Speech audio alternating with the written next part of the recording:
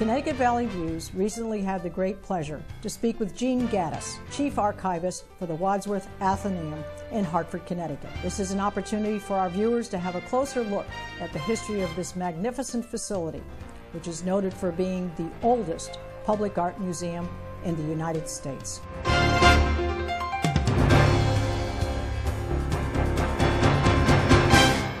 Hello, I'm Susan Regan, your host for Connecticut Valley Views.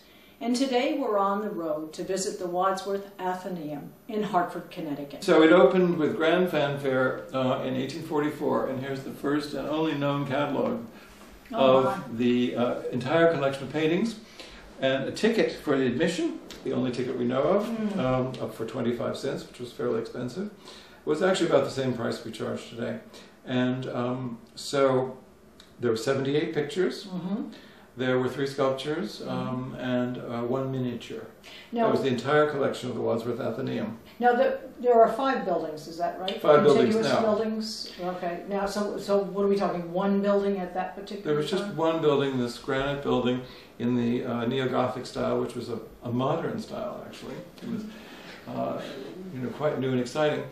And then the buildings developed. And to skip a lot of time, I should say that the Morgans and other people who had founded the Atheneum, as well as the citizens of Hartford, were finally asked to contribute to the first capital campaign we had in about 1890. It started to totally renovate the Atheneum building and the Watkinson Library building and the Hartford Public Library, as it was then called.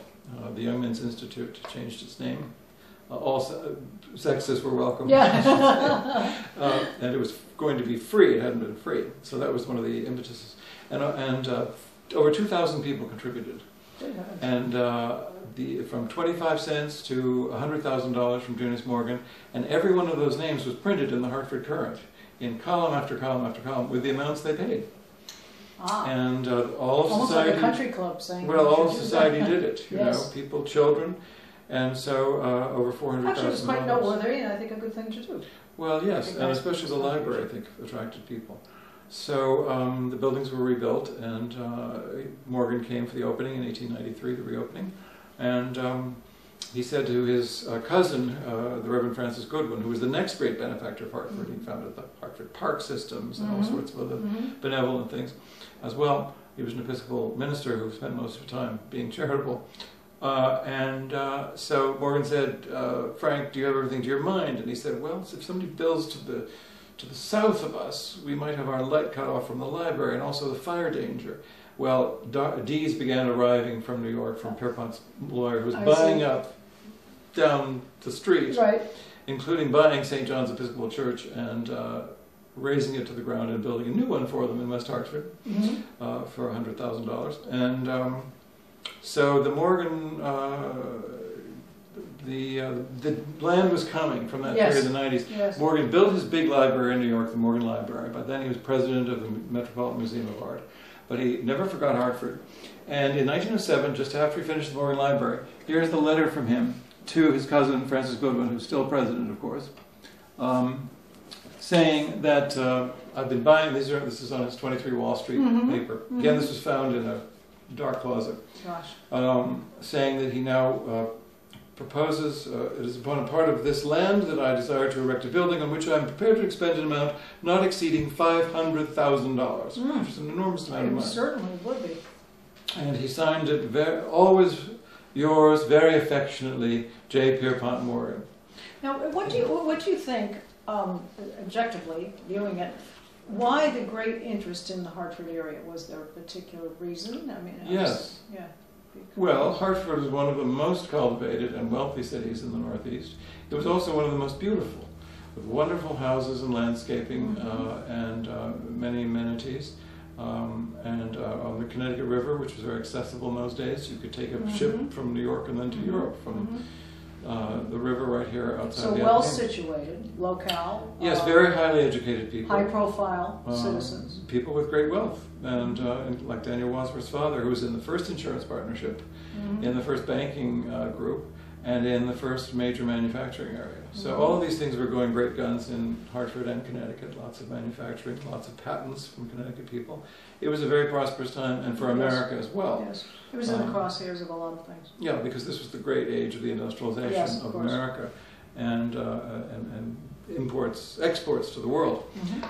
So anyway, the building was built, and then Pierpont Morgan gave, at the opening, his cousin Francis Goodwin a transfer of 2,200 shares of U.S. Steel stock to maintain the building. He said, I built the building, I should have maintained it. And that was civic responsibility, because it was to be shared with all. He died in 1913 before the Morgan Memorial was built. Entirely finished. He saw the shell, but he died in 1913, and it didn't fully open in 1915. And when he died, his son, J.P. Morgan Jr., who was also a trustee of the museum and head of the bank, said that my father had wanted to give a sizable amount of his decorative arts collections, which he did, with these wonderful European decorative arts and antiquities. But he quotes his father's will, which I think says a lot about generosity to the American people, because he says that he wanted to give them to a museum, and maybe several museums, which would render them permanently available for the instruction and pleasure of the American people.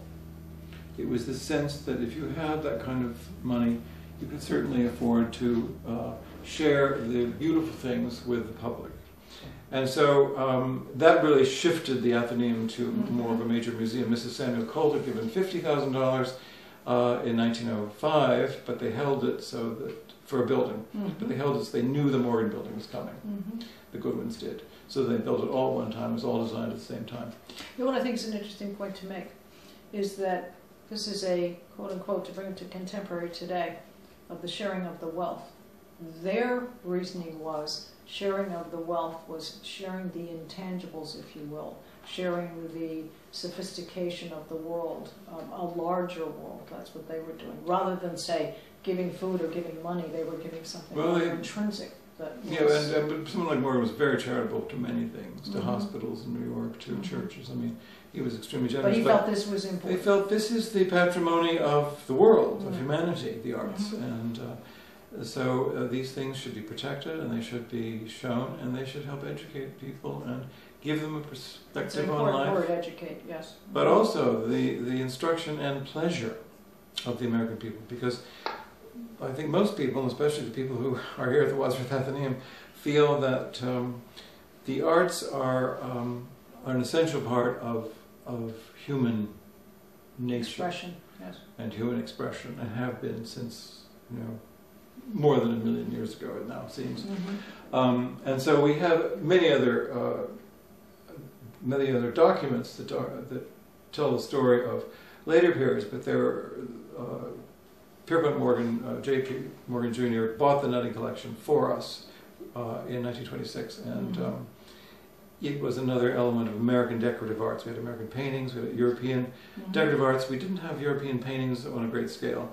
And another great donor, Frank Sumner, left over $1 million for a single fund to purchase choice paintings, as it says in his will, in memory of his wife and his sister-in-law. And it was a huge amount of money in the 20s. They didn't have a real director, a trained director, at all. I mean, they had a curator who was professional, but they had to look for a really trained director, and for that they went to the young modernists, the young men at Harvard in particular, which had the one program that trained graduate students for connoisseurship and for running museums or being great collectors if they went into business.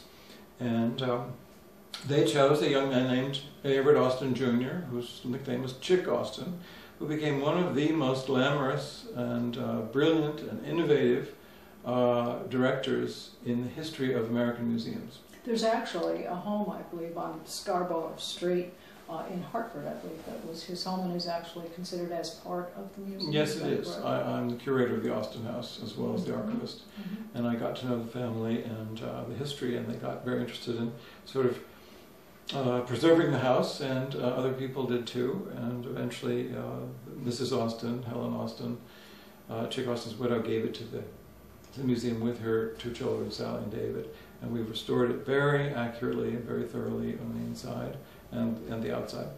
We're always working on it. And it is the only house of its kind that encapsulates the period of the young modernists and the young artists who were coming to America from Europe, and their second stop would be Hartford by the time Chick got going, after New York.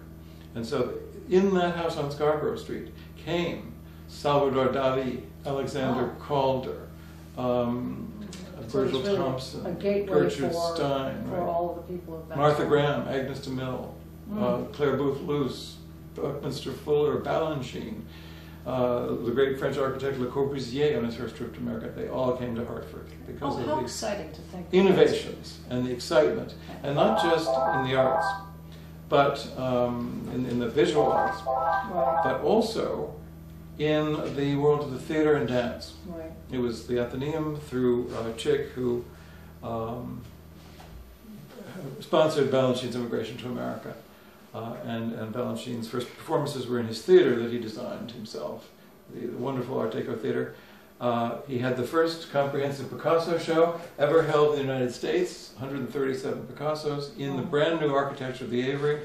Picasso's dealer came from Paris with the most recent ones.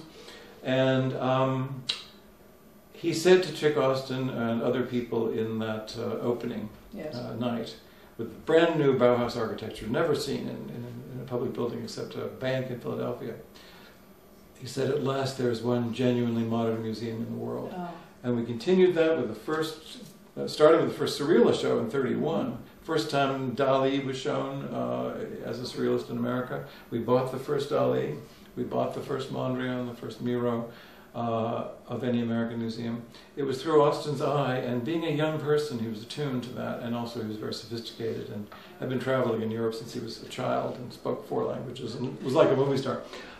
He also did the first all-black cast in an American opera, 4 Saints in 3 Acts, to open the theater the next day after the Picasso show, by Gertrude Stein, directed by John Houseman, first thing he ever did in the theater, choreographed by Frederick Ashton, the great English choreographer. And we've continued that all the way up to the present, including the famous Matrix shows that began in the mid-1970s here, and have been the inspiration of many other Matrix shows, small artist shows, emerging artists that come and go in our city and in other cities, that introduce everyone to the latest in the arts, and really keeps us up to date in the art world, so that we are a living museum. Well, I really have to thank you. We very much appreciate this glimpse behind the scenes, if you will, behind the curtains. Jean, it's been very interesting, and I think something very special to the people of this area to be able to share this information. We do thank you so much. It's been a pleasure. Thank you.